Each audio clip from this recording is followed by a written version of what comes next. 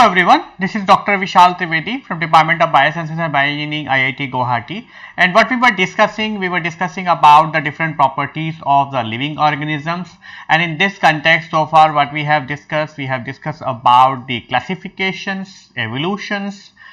We have discussed about the prokaryotic as well as the eukaryotic cells, and in the previous module we have also discussed about the different types of biomolecules, and in the current module we are discussing about the central dogma of life or the central dogma of molecular biology. And in that context, so far what we have discussed about the DNA dependent DNA synthesis, and that process is called as the replications. And while we were discussing about the replications, we have discussed about the different steps and how the replication as it is been responsible for the development of a technique which is called as the polymerase chain reactions. And then we have also discussed about the different types of applications of the polymerase chain reactions. In the previous lectures we have discussed about the transcriptions, so DNA dependent RNA synthesis, and that is being catalyzed by the RNA polymerase, and this process is known as the transcription. And we have discussed about the detailed steps what are involved in the transcription of the prokaryotes or the transcription of eukaryotes. Subsequent to that, we have also discussed about the post-transcriptional modifications in all the RNA species. We discussed about the capping, we have discussed about the tailing, and as well we have discussed about the splicing in the messenger RNA. And then we also discussed about the different types of post-transcriptional modifications into the tRNA and as well as in the ribosomal RNA. So in today's lecture we are going to discuss about the third topic of the central dogma of life or the central dogma of molecular biology, and that process is known as the RNA dependent protein synthesis, or in general it is called as the protein synthesis, and this process is called as translations. So let's start discussing about the translations, and we are also going to discuss about the post translational modifications into the protein as well. So what we have discussed about the structure of the translational machinery, we discussed about the genetic codes, and now we are going to start discussing about the mechanism of translations. And the first step in the mechanism of translation is that you want to activate the amino acid, which means you are actually going to couple the amino acid to the tRNA, right? That is actually you are going to couple it to the tRNA. As soon as you couple it to the tRNA and you are going to make the tRNA amino acyl or tRNA acylated, right, it's going to be committed for the protein synthesis. So let's see how we can do the amino acid activations. So amino acid activation, during this process the amino acids are attached to the tRNA in the presence of enzyme which is called as amino acyl tRNA synthetase. This enzyme activates the amino acid by attaching covalently to the tRNA. When the tRNA gets charged, its name is called as amino acyl tRNA. So during this process the amino acids are attached to the tRNA with a high energy bond, so that they are actually being called, so they are called as activated amino acids. So what will happen is you have an amino acid which is going to be, and then you have a tRNA, and then you are actually going to utilize the energy in the form of ATP. So what happen is that the amino acyl tRNA synthetase is actually going to utilize the ATP, and it is going to convert the ATP into the AMP, and it's going to synthesize the pyrophosphate, okay. And by breaking the ATP, it is actually going to generate the energy, and that energy is going to utilize for the formation of the coupling of the amino acid to the tRNA, and that's how you are going to have the amino acyl tRNA. This amino acyl tRNA is actually going to have, is also called as the activated amino acid, and that activated amino acid is going to participate into the protein synthesis, okay. Once the amino acid activation is over, right, then it is going to participate into the mechanism, into the translations, right? You know that we have already discussed that we have the initiation codon, or we have the first codon, which is actually going to be used as the initiation.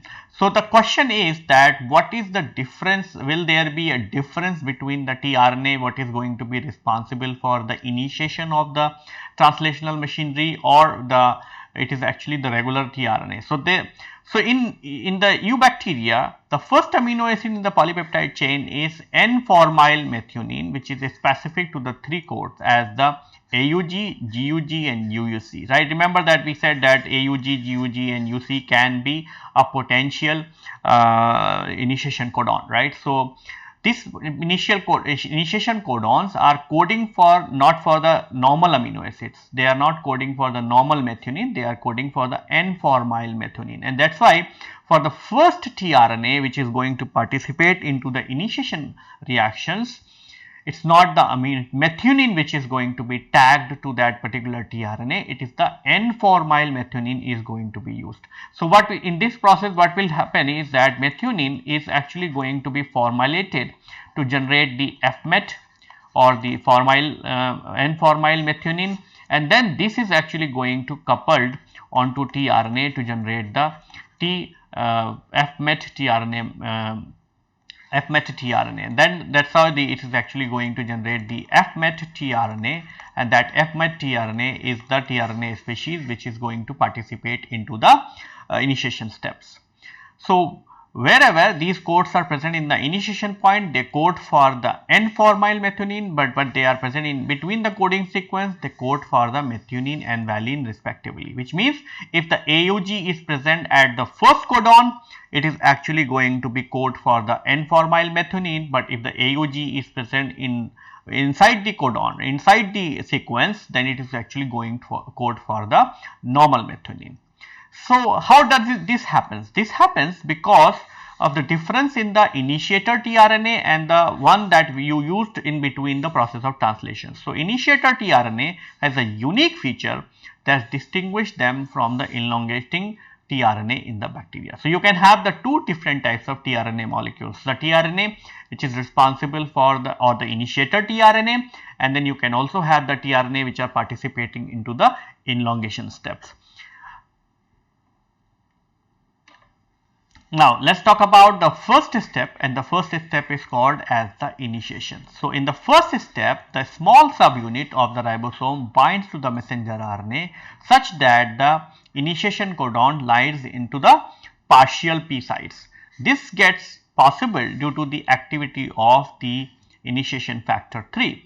So it basically prevents the untimely reassociation of the large and small subunit of the ribosomes.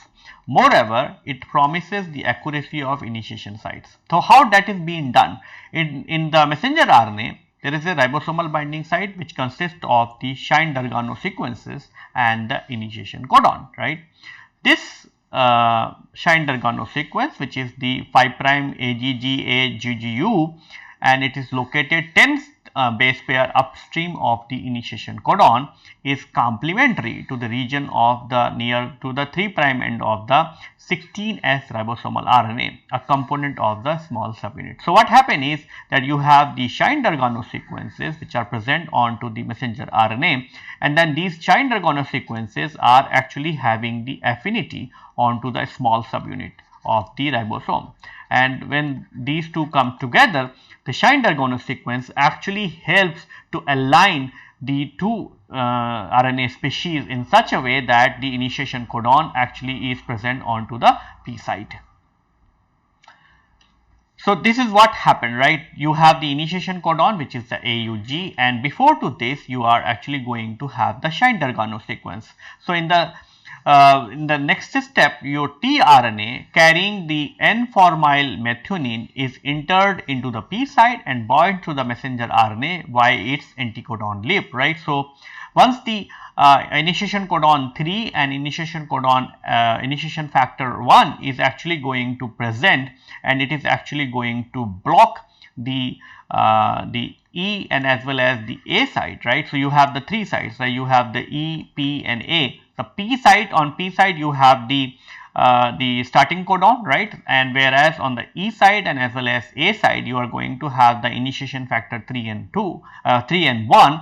Then what will happen is that the initiation tRNA is going to come along with the initiation factor, which is actually a GTPase, and because of this, the initiation codon is actually going to bind onto the P site with the help of the codon and anticodon interaction. So you see these are the codon, right? So AUG, which is actually going to code for the N-formyl methionine, whereas this is the anticodon for the N-formyl methionine. So you are actually going to have the anticodon, which is going to be unique for this particular sequence.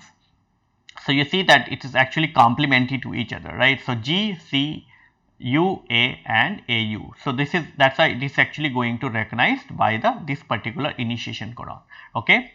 So initiation factor 2 is responsible for this activity. It directs the initiation tRNA to its correct position in the initiation complex. It also exhibits the ribosome dependent GTPase activity.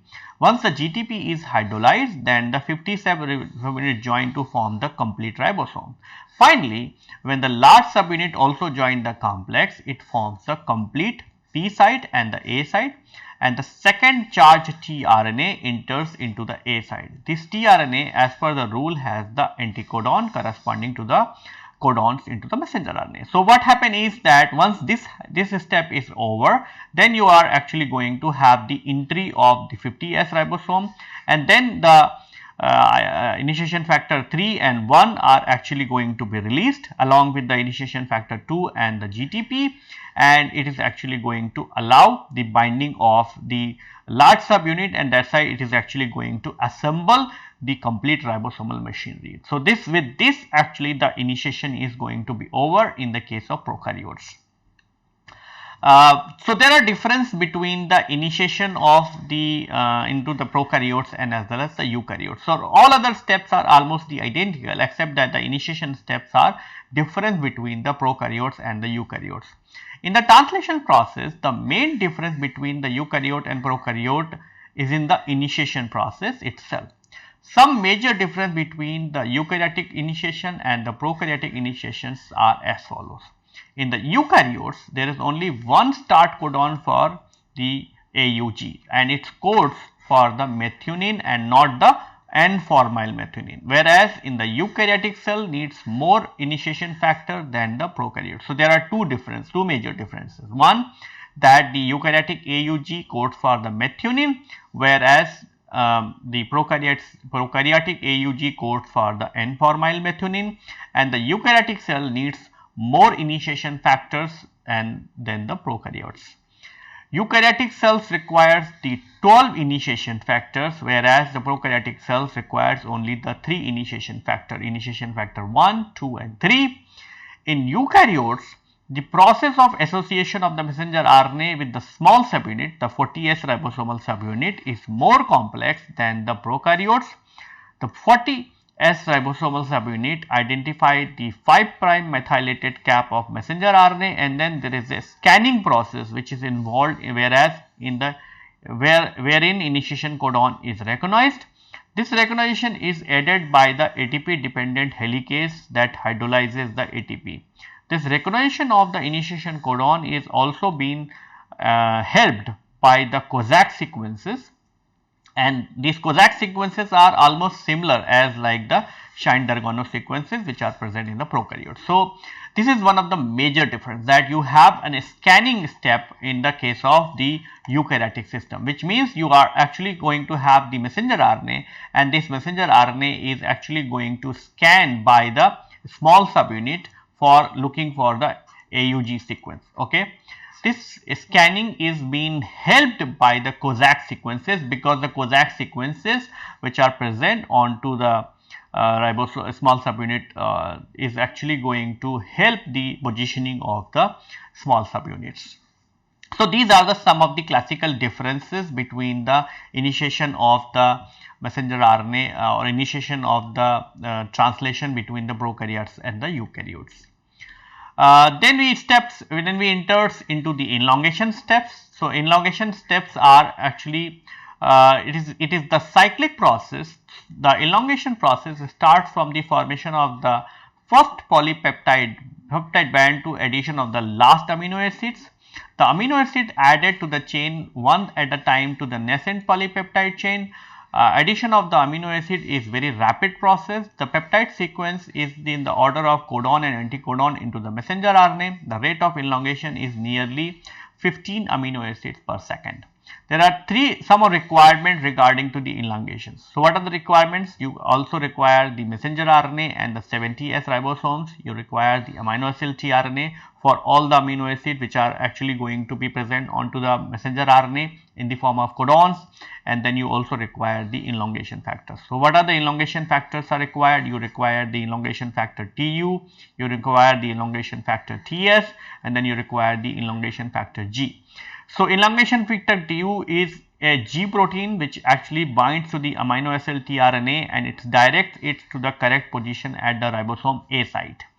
Whereas the elongation factor TS, its main function is to generate the EFTU, regenerate the EFTU and the hydrolysis of the GTP, and the EFG it is also a G protein which actually mediates the translocations.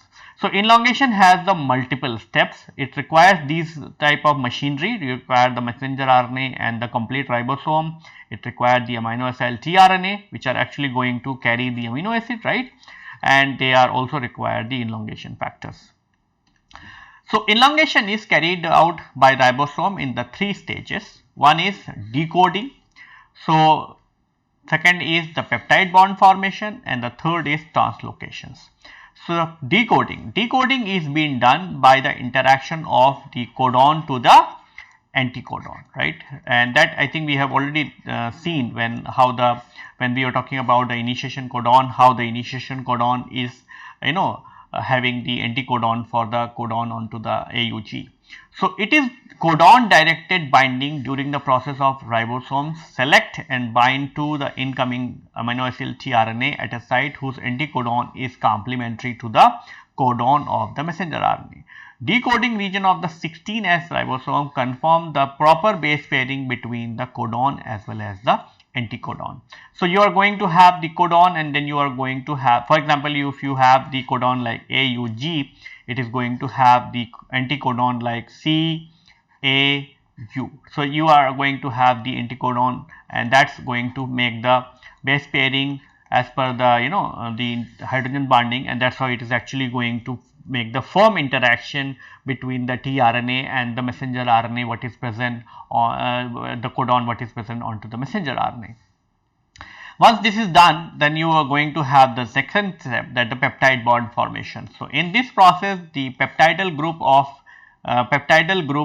P site of tRNA is transferred onto the amino acid group in A site to the peptide bond. So, in this step what will happen is that you in the ribosomes you are going to have the amino acid tRNA, the initiator amino acid, and that is present onto the P site. So, you are going to have the amino acid what is present onto the tRNA what is being present onto the P site. So, from here it is actually going to be coupled onto this, and that is why this amino acid is actually going to have the amino acid and then it is going to have the initiation amino acid, and that is how this is going to continue. Then there will be a translocation. So, in the translocations the tRNA of the A site is transferred to the P site to make a space for the next amino acid tRNA at A site, and the A site of tRNA is shifted at the E site. This shift is also coupled with the ribosomal movement along with the messenger RNA. So, what is mean by translocation? Translocation means that this tRNA is going to move on to this, and this deacylated tRNA is going to move into the E site, and that is how it is actually going to be removed from the ribosome. So, let us see how this is being done, right. So, in the process of chain elongation on the ribosome, so EFTU promotes the entry of the amino acid tRNA into the A site of the ribosomal RNA. First, the EFTU binds to the GTP and it activates the EFTU GTP complex which binds the tRNA. When the codon and anticodon base pairing is stabilized, then the hydrolysis of GTP occurs, which converts into the GTP and PI, which helps in the binding of amino acid tRNA to the A site, and after this the EFTU is released. So this is what is going to happen. So EFTU is actually going to combine with the GTP. So that's how it is actually going to have the binary complex. Binary complex means the two molecules are coming together, right? And once the binary complex is there, it is actually going to bind the tRNA, which is going to be different tRNA from the initiation tRNA. So this tRNA is going to contain the, going to have the amino acids. Once the tRNA is heavy, and this is going to have the anticodon, right? So once this anticodon is going to be matched onto the codon onto the messenger RNA, then this GTP is going to be hydrolyzed, and this GTP is going to be converted into GDP plus PI, which means, and once this happens, then the EFTU is actually going to be released, and it's going to be come back again, and then its GDP is going to be released, and it is going to be replaced with the another round of GTP, and that's how this cycle is going to continue. So that's how it will help the binding of the tRNA into the A site. Once the tRNA is going to bind, then there will be a peptidal transfer. So it is the peptide bond formation step, which the amino acid of the peptide bonds are linked to the tRNA molecule in A site, and the carboxyl end of the peptide bond, which is uncoupled from the tRNA molecule, into the P site. So the peptide bond is going to be formed between the amino acid which is present onto the P site and the amino acid what is present onto the A site. So from this amino acid is actually going to be transferred onto this, right, and it's going to be form the peptide bond. So that's why if this is a A1, then it's going to form the A2, A1 like this. Okay. So how this is being done? So this reaction is carried out by the enzyme which is called as the peptidal transferase. Peptidal transferase is an enzyme which is associated with the 23S ribosomes of the 50S ribosomal subunit, and the peptide bond formation involves the O to N migration and the conversion of ester into the amide bond.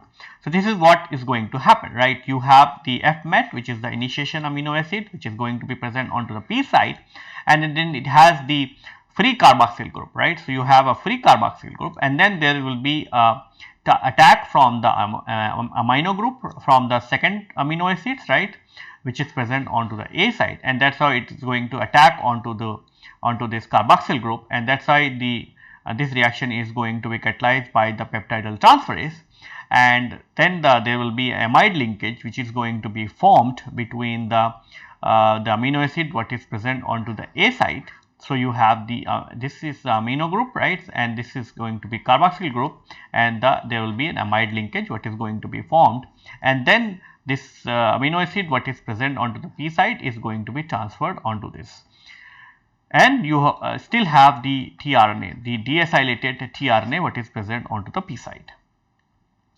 Then we have the translocation. So translocation means you are actually going to move the molecules. So you are going to move the the ribosomes onto the messenger RNA for the one more codons.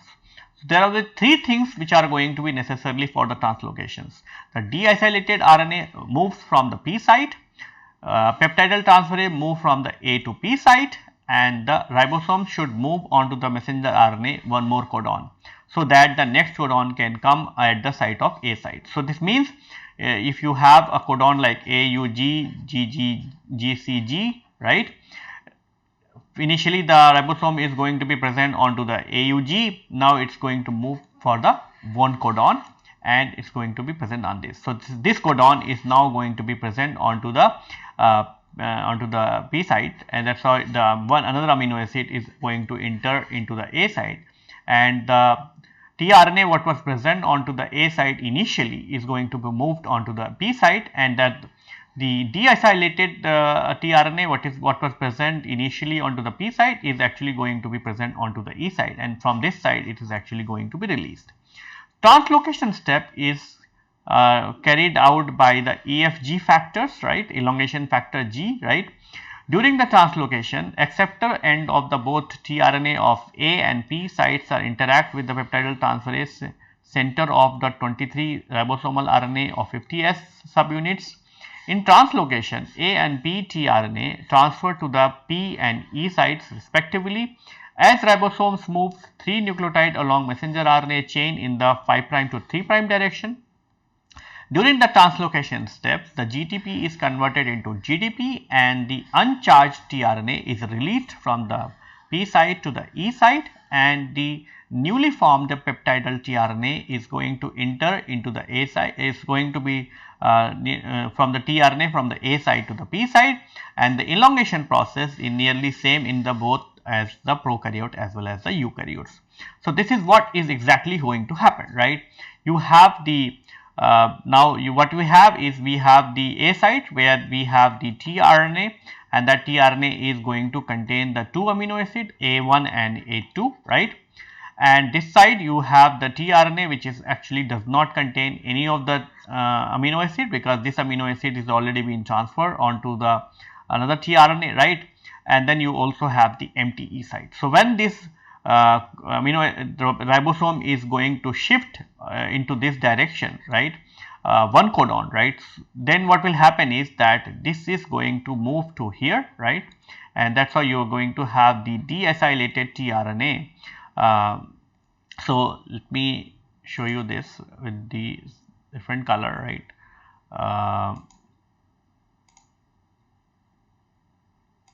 So, this is what going to happen, right. So, once this tRNA, once this ribosome is going to move for the one nucleotide, this is going to move to the here, right. So, this is going to be present here, and since this does not contain any of the amino acids, it is going to be released from the ribosomes. Same is true for this one. So, this is going to be moved onto this side, right, and it is actually going to have the A1 and A2 on this. And once this happens, this site is going to take up the new codon, and that is going to have the new tRNA, and that is going to have the fresh amino acid according to the next codon. And this process is going to continue, which means the P is going to have the tRNA, which is going to have the A1 and A2, and the A is actually going to have the new amino acid. So, it is going to have the tRNA which is going to have the A3, and then again the same process is going to happen. The A1 and A2 is going to be transferred onto the A3, and E is going to have the that tRNA which is being does not contain the amino acid. So, this process is going to continue, like you are going to have the coupling reactions, then you are going to have the translocation, and that is how this will continue, right. So, this elongation steps continue until it reaches to the stop codon. So, what happened at the stop codon? So, then it is going to have the terminations, right. So, the termination of the translation occurs due to the stop codons. So, there is a 3 stop codons UAA, UAG and UGA which are present, right. So, out of these 3, one of the stop codon appear in the A side of the ribosome. It causes the termination because there is no tRNA present corresponding to these codons. So, tRNA is not going to bind the codon, and the causes the terminations. So, during the termination, there is a release factor which are involved. So, when the UA or UGA is in the A site, the RF1 binds to the ribosomes, and when the UAA or UGA is in the A site, the RF2 binds to the ribosome, and RF3 is a type of GTPase which has the main function to catalyze the release process through the GTP hydrolysis, GTP binding and the hydrolysis. So, this is what exactly going to happen, right. During the termination step, what will happen is that you are actually going to have the fully synthesized protein which is going to be present onto this side, right. So, you are going to have A1, A2, A3, AXX like that. But this side, since this got moved to one more steps, right, you are going to reach to the stop codon, right. So, the stop codon is actually going to have the is allowing the entry of the tRNA, but this tRNA will not going to have any amino acid. So, it is not going to have the amino acid, and because of that this is actually going to moved onto this direction, and it is actually going to be released, right, because since there is no amino acid on this side, it is actually going to have the it is going to be will not be able to do the coupling reaction, and that is why it is actually going to be released from the ribosomes. The release factors RF1 or the release factor RF2 binds to the ribosome nearly at the A site, right, and the polypeptide chains are released from the ribosome by the peptidyl transferase complex. The peptidyl transferase complex transfers the carboxyl terminal residue of the peptide chain from the tRNA from the P site to the water molecule. Now the release factor RF and the GTP released, and the tRNA is also free from the ribosomes. And now the 70S ribosome is unstable due to the presence of the initiation factor IF1 and IF1 and the ribosome recycling factors. As a result, the 70S ribosome disrupt into the 30S and the 50S subunits, and it is going to be prepared for the initiation. So this is what exactly going to happen. Once it reaches to the stop codon, the GTP and the RF factors are going to come, and that is why they are actually going to release the newly formed polypeptide protein chain, and they are also going to release the 30S as well as the 50S subunits.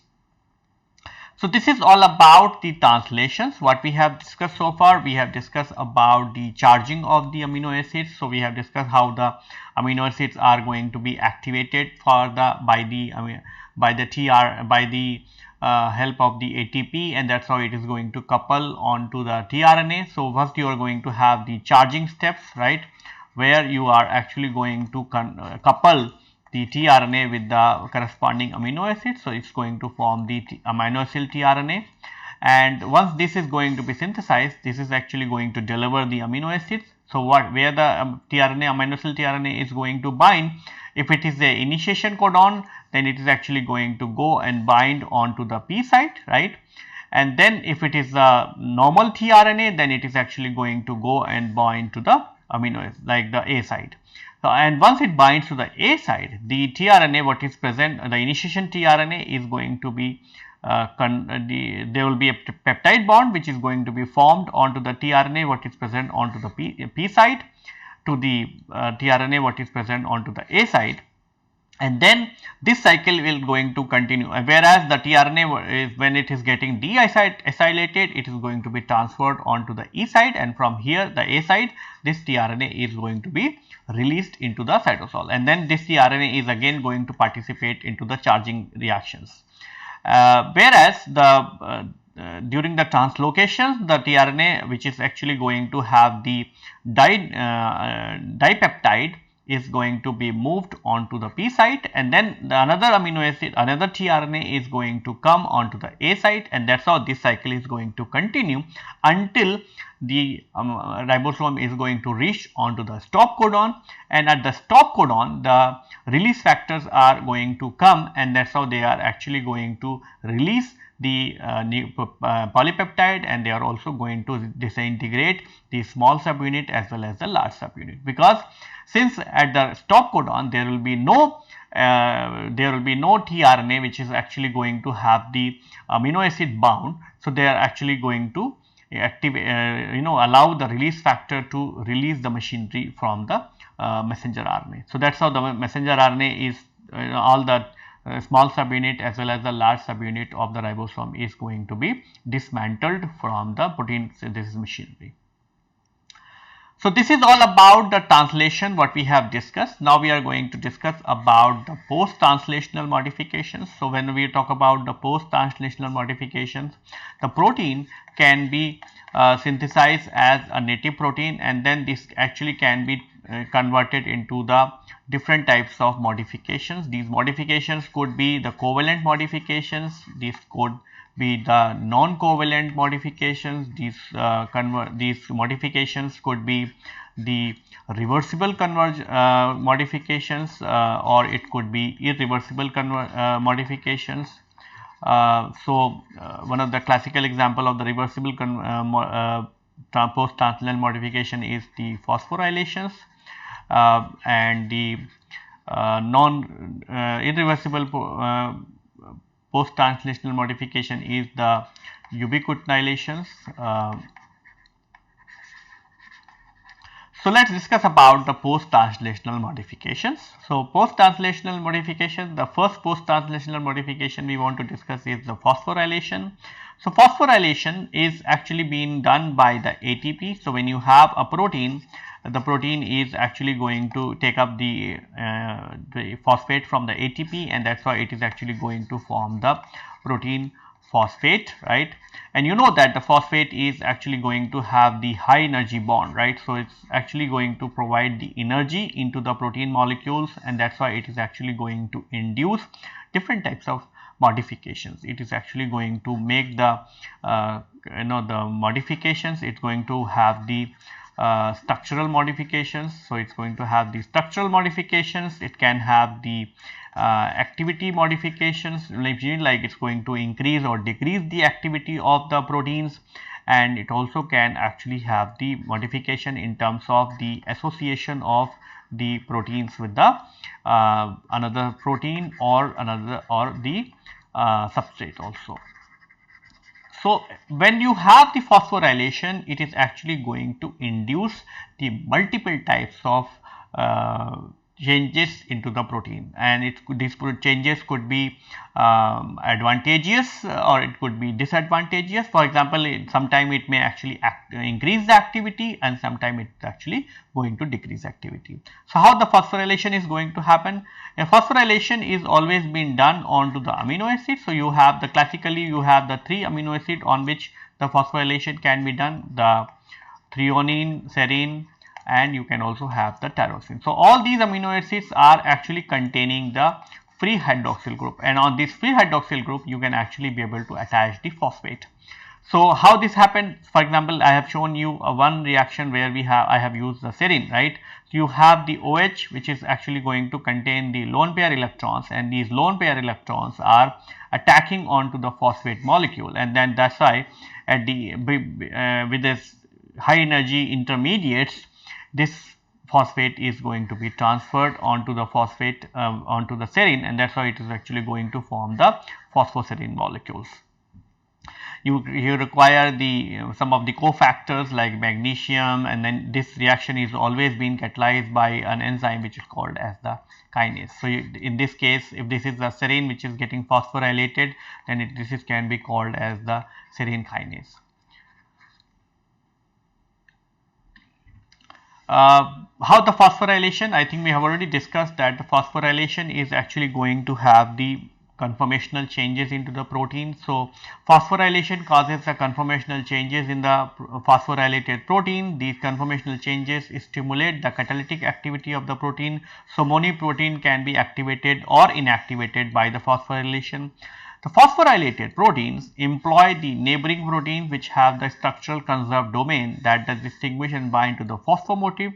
These domains are specific for the diverse amino acids. The protein phosphorylation is a reversible post-translational modification which is carried out by the kinase which phosphorylate and the phosphatase which dephosphorylate to the substrate.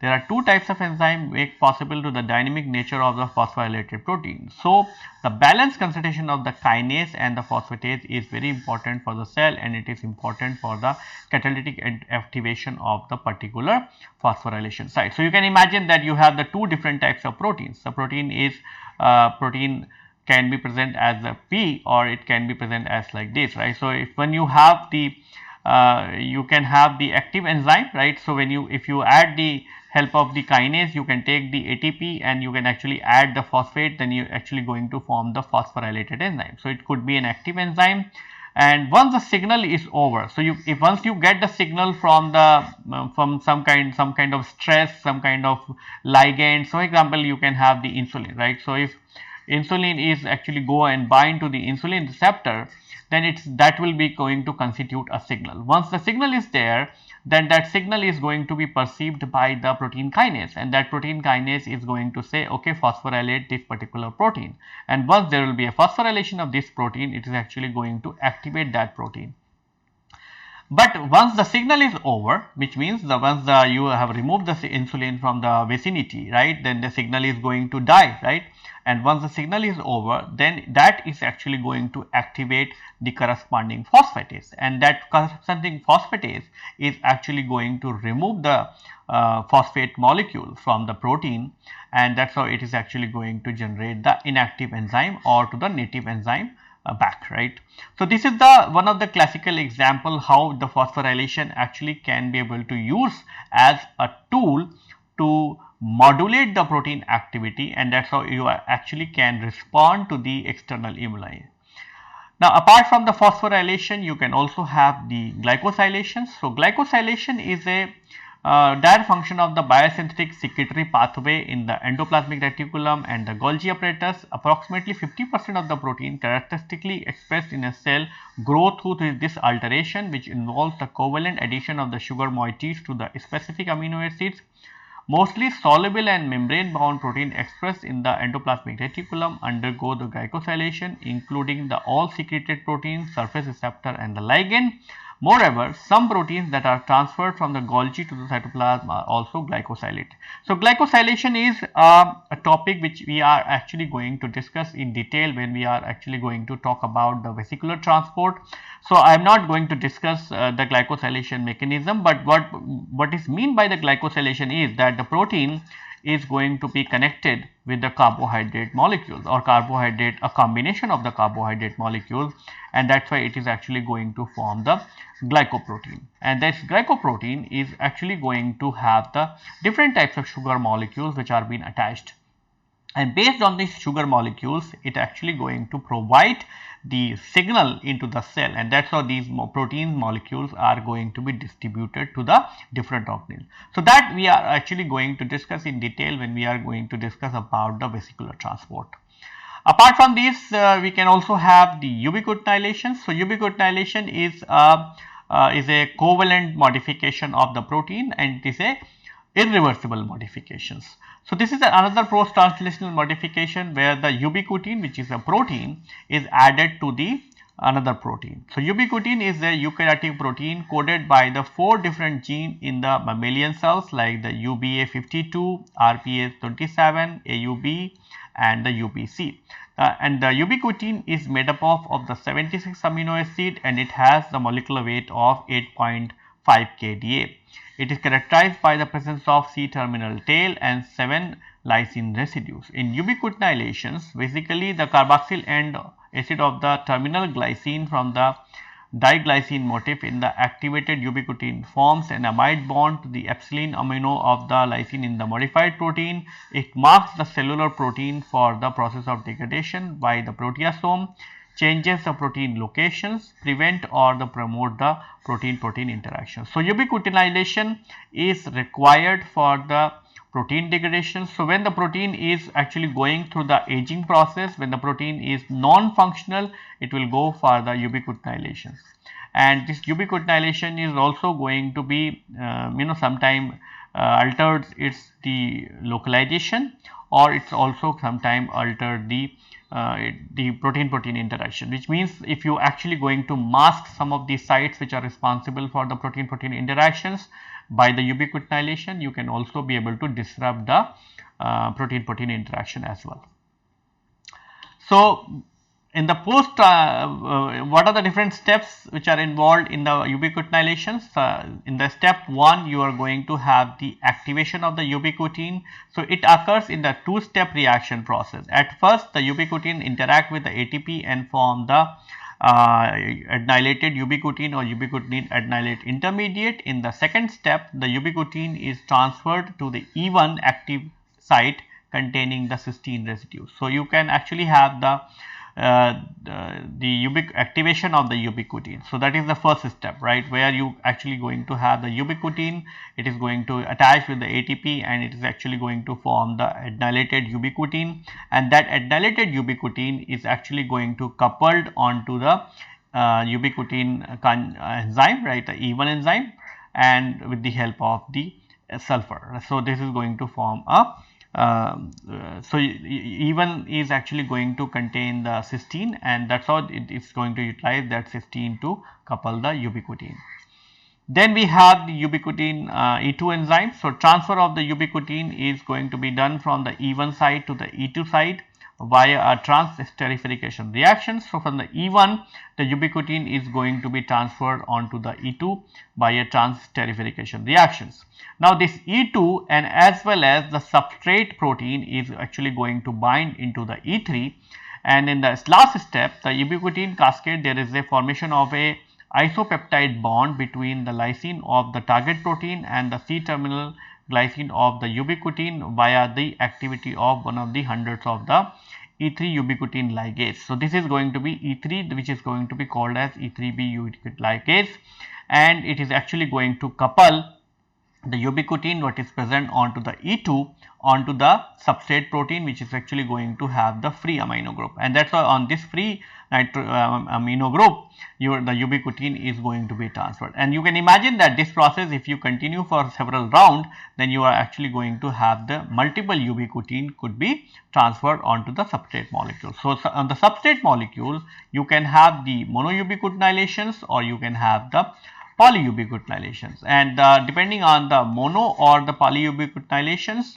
the protein's properties can be modulated. Apart from that, we can also have the another kinds of post-translational modification, that is called as the methylation. So this process refers to the addition of methyl group to the nitrogen or the oxygen or to amino acid side. The N-methylation is irreversible, whereas the O-methylation is a potentially reversible. Methylation causes the hydrophobicity of the amino acid and it neutralizes the negative charge when attached to the carboxyl end. Main methyl group transferred for such a reaction is the SAM or S-adenosylmethionine. This reaction is mediated by the enzyme methyltransferase. Methylation process is involved in a epigenetic regulation as the histone methylation and the demethylation. So methylation is a process which actually is responsible for the opening and closing of the chromatins, and that's how it is actually going to be responsible for activation or the deactivation of the transcription processes. So that it is a kind of a mechanism which is being used for the regulatory purposes, right? So for example, you know that there are heterochromatin and euchromatin, right?